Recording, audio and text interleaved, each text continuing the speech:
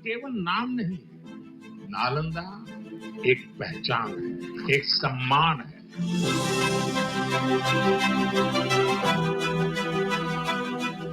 नालंदा एक मूल्य है, नालंदा एक मंत्र है, गौरव है, गाथा है।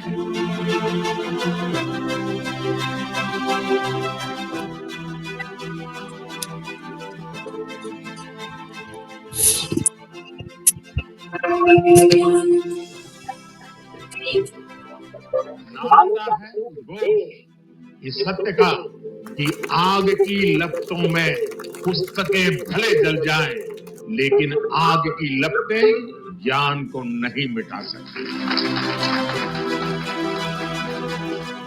नालंदा के ध्वंस ने भारत को अंधकार से भर दिया था। अब इसकी पुनर्स्थापना भारत के स्वर्णिम युग की शुरुआत करने जा रहा है।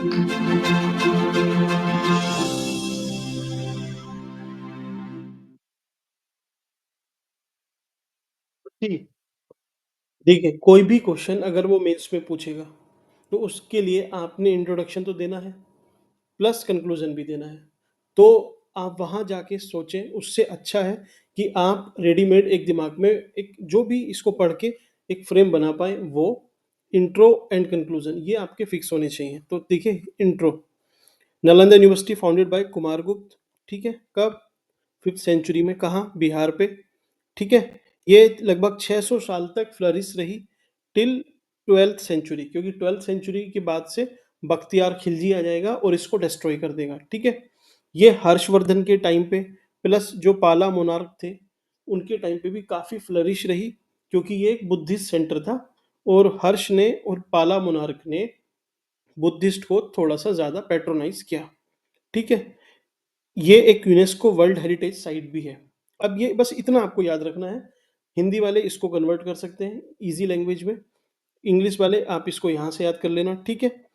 कंक्लूजन ये दोनों लिखे हुए हैं, आप इसको रेडीमेड, आपको जितना भी मतलब 1-2 लाइन का कंक्लूजन 3 लाइन में आपका कंक्लूड हो जाए उतना आप इसमें से निकाल लेना, आपका काम आसान हो जाएगा। तो इंट्रो और कंक्लूजन फिक्स हो गया आपका, रट लेना इसको।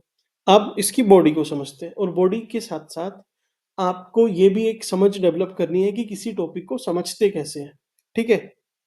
तो चलिए, अच्छा, इससे पहले कि मैं आपको थोड़ा सा इसकी बॉडी के बारे में बताऊं, आप एक 2 से 3 मिनट की वीडियो है, इसको ज़रूर देखना।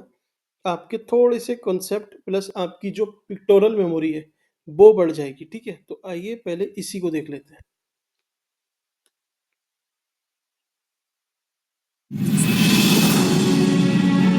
India has a rich tradition of education that goes back thousands of years. From the sacred teachings of the Vedas to the comprehensive studies in Gurukuls, education in ancient India was revered as a path to enlightenment and wisdom. Among the most illustrious of these centers was Nalanda University. Established in the 5th century AD, this magnificent institution was the world's first residential university, housing close to 10,000 students and teachers at its peak, and a library containing close to 9 million books. Chinese pilgrim and traveler Xuanzang also talks about the grandeur of Nalanda in his writings. For over 800 years, Nalanda flourished as a hub of intellectual exchange and innovation, embodying the spirit of open inquiry and academic excellence. However, the university faced its decline and eventual destruction in the 12th century. The idea to revive Nalanda University was first conceived at the 2007 East Asia Summit and continued in 2009 East Asia Summit with an active partnership of Asian countries.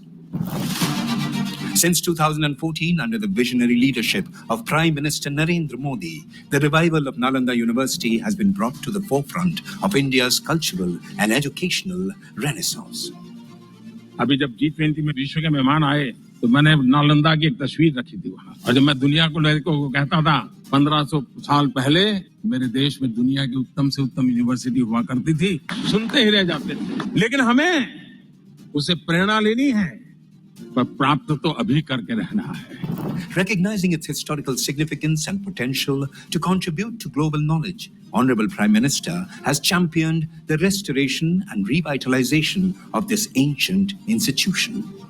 The Net Zero Green campus of the university boasts of world-class infrastructure and has 6 schools and also has 4 centers of studies. The university offers various scholarships to international students. Today, Nalanda University attracts scholars from all over the world, offering programs that integrate traditional wisdom with contemporary challenges. It serves as a bridge between the past and the future, promoting peace, understanding, and sustainable development. The revival of Nalanda University is also bringing international students to India, embodying the ancient Indian ethos of Vasudhaiva Kutumbakam. The world is one family, truly making India a Vishwa Bandhu, a friend to the world. तो I hope कि आपको कुछ समझ में आया होगा, नहीं आया तो चलिए थोड़ा-सा हम समझते हैं। अब देखिए, आपको ओल्ड नालंदा के बारे में जानना है, आपको कुछ नहीं पता, किसी को कुछ नहीं पता, आप कैसे लिखोगे, ठीक है? तो आप एज़्यूम करो प्रेज़ेंट टाइम पे जेएनयू। ऐसे ही हमें रिलेट करके अगर कुछ एंशिएंट का पूछता है, उसे प्रेज़ेंट से रिलेट करके समझना है और फिर फटाफट आपके दिमाग में पॉइंट आते चले जाएँगे, ठीक है? अब देखिए जेएनयू में अगर आपको एडमिशन लेना है या फिर जेएनयू में है क्या सबसे पहले? एक बिल्डिंग है, ठीक है? बिल्डिंग है और क्या है उसके साथ? वहाँ पे कुछ टीचर हैं, ठीक है? थर्ड क्या है? टीचर के साथ-साथ वहाँ पे स्टूडेंट भी रहते हैं, ठीक है? फोर्थ कि वहाँ एक एंट्रेंस होता है, एंट्रेंस एग्ज़ाम है, ठीक है? फिफ्थ क्या है कि वहाँ पे कुछ फॉरेन विज़िटर भी आते हैं ना? अभी जैसे डीयू में आए थे शायद माइक्रोसॉफ्ट के सीईओ, ठीक है? तो नेक्स्ट कुछ सब्जेक्ट भी पढ़ाए जाते हैं यहाँ पे, ऑब्वियसली लाइब्रेरी भी है यहाँ पे। तो आपको 6-7 पॉइंट मिले, बस जो अब है लगभग पहले भी सब कुछ वही था, ठीक है? उसी लेवल पे हमें रिस्टोर करना है। बिल्डिंग, अब देखिए जो नालंदा है, ये बुद्धिस्ट सेंटर था, ठीक है? तो बुद्धिस्ट में क्या है, एक तो चैत्या होते थे, आपको पता होगा, चैत्या एंड बिहार। बिहार क्या होते थे? रेजिडेंशियल कॉम्प्लेक्स और चैत्या होते थे प्रेयर हॉल्स। तो आप लिख सकते हो कि यहाँ की जो बिल्डिंग है उसमें चैत्या और विहारास मिले हैं, जो कि एक तरह से रेजिडेंशियल कॉम्प्लेक्स और प्रेयर हॉल्स की तरह कंसीडर किए जाते थे, ठीक? अगला, यहाँ पे टीचर कौन-कौन है? आर्यभट्ट का आपने नाम सुना होगा, आर्यभट्ट, ठीक है? और कौन है? यहाँ पे नागार्जुन है, नागार्जुना। हिंदी में आप लिख लेना, जिन्होंने शून्यवाद का कॉन्सेप्ट दिया था बुद्धिस्ट में। एक है दिगनाग, ठीक है? नेक्स्ट है धर्मपाल। ये मैं आपको नाम बता रहा हूँ, आप इसमें से जो भी आपको फिजिबल लगे आप इसको यूज कर सकते हैं। एक है अभयकर गुप्त, अभयकर गुप्त। ये क्या है? ये तांत्रिक, एक तरह से तांत्रिक स्कूल जो था वहाँ पे उसको थोड़ा-सा पढ़ाते थे या फिर इसमें टीचिंग करते थे। तो आपको समझ में आया, देखिए बुद्धिस्ट भी पढ़ाया जा रहा है यहाँ पे, तांत्रिकिज़्म या फिर जो शैविज़्म है, तांत्रिक शैविज़्म से रिलेटेड है, कुछ वो भी पढ़ाया जा रहा है। तो इसका मतलब आपको कोई सिंगल स्टडी या फिर सिंगल करिकुलम नहीं है, बहुत डाइवर्स डायनामिक करिकुलम है, ठीक है? अब स्टूडेंट पे हम बाद में आएँगे। पहले इसी से टीचर हैं, तो टीचर से रिलेटेड सब्जेक्ट पढ़ लेते हैं। सब्जेक्ट कौन-कौन से पढ़ाएँगे? भाई मैथमेटिक्स, मेडिसिन, बुद्धिस्ट के बारे में भी पढ़ाएँगे, वेदास के बारे में भी पढ़ाएँगे। तो ऐसे करके आपको जो भी समझ में आ रहा है, आप इसको लिख सकते हैं, ठीक है? तो ये सब इन्होंने पढ़ा दिया, तांत्रिक, इन सब चीज़ों को भी पढ़ाया जाएगा, ठीक? अब जो स्टूडेंट हैं, वो कौन थे? तो आपको यहाँ पे डेटा लिख देना है कि लगभग 10,000 के आसपास एप्रोक्स यहाँ पे स्टूडेंट पढ़ते थे। रेजिडेंशियल कॉम्प्लेक्स था यहाँ पे, ठीक है? यहाँ पे रह के जैसे जेएनयू में पढ़ते हैं लोग रह के, लगभग वैसे ही था, ठीक है? एंट्रेंस एग्जाम आज तो पेपर की फॉर्म में होता है, पहले क्या होता था, एक गेटकीपर था, नालंदा के बाहर गेटकीपर जो बहुत ट्रेंड था। वो क्या करते थे कि एक ओरल टेस्ट लेते थे, अब जिसने ओरल टेस्ट पास किया वो अंदर, जिसने पास नहीं किया वो बाहर, एग्जिट। ठीक है, समझ में आया? लिख सकते हो। फॉरेन विजिटर, ये सब ट्रेवलर्स वगैरह भी आते थे, स्टूडेंट भी आते थे ऑब्वियसली। तो आप क्या लिख सकते हो इसको कि फॉरेन, जैसे हुनसेन, ये सब मैं आपको वो बता रहा हूँ जो आपको याद होंगे। बस आपको इसको कैसे समझना है, मेमोराइज करना है, प्लस कैसे किसी टॉपिक को पढ़ा जाता है, समझा जाता है, उसका मेरा मेन पर्पस है आपको बताने का। हुनसेंग आया, और कौन आया? एक आई चिंग आएगा। ठीक है, ये लगभग 7th सेंचुरी एडी के आसपास रहे होंगे। ठीक है, हुनसांग तो एक काम करता है कि यहाँ से ना बहुत सारी बुक्स ले भी जाता है और बाद में चाइना में जाके उनको ट्रांसलेट करता है, बहुत बड़ा दार्शनिक बनता है। ठीक है, अच्छी बात है। हमारी जो सॉफ्ट पावर थी, पहले आप देख लो कि कितनी बड़ी थी। लाइब्रेरी, लाइब्रेरी के बारे में आपने वीडियो में भी देखा होगा, नहीं देखा तो फिर से देखना। स्पेसिफिक है, स्पेसिफिक क्या है? 9 स्टोरी बिल्डिंग थी लाइब्रेरी, उसमें लगभग 9 मिलियन या 90 लाख किताबें रखी हुई थी, जिसको बख्तियार खिलजी 1205 में आके आग लगाएगा। ठीक है, तो इतना रिच हमारा कल्चर रहा है। ठीक है, ये यूनिवर्सिटी थी, तो आप इसको समझ सकते हैं। अब मेंस के लिए और भी क्या है कि आपको ऐसा तो नहीं है कि वो डायरेक्ट पूछ लेगा कि अच्छा ये क्या क्या था वहां पे, वो पूछ ले तो ठीक है, नहीं तो आप इसको मोल्ड करके, देखिए पॉइंट्स यही रहेंगे, आपको मोल्ड करके लिखना है। कैसे कि और कुछ पूछ ले कि आपको बहुत ब्रीफ में बताना पड़े, तो आप लिख देना कि वहां पे मल्टी कल्चरल सेंटर था, अलग अलग संस्कृति के लोग आके पढ़ते थे। जैसे जो अपने आसियान कंट्रीज हैं, ठीक है, इनका नाम लिख देना, मलेशिया, सिंगापुर, ठीक है, और अपना थाईलैंड, ठीक है, एसेट्रा। तिब्बत तो आसियान में नहीं आएगा, लेकिन अलग से तिब्बत, चाइना, ठीक है। तो ये सब आपने लिख दिया, मल्टीकल्चरल सेंटर। दूसरा, डायनेमिक सब्जेक्ट, डायनेमिक सब्जेक्ट थे भाई, एक सब्जेक्ट नहीं था, बहुत सारे सब्जेक्ट थे, वो मैंने आपको बता दिया, उनको कोड कर देना।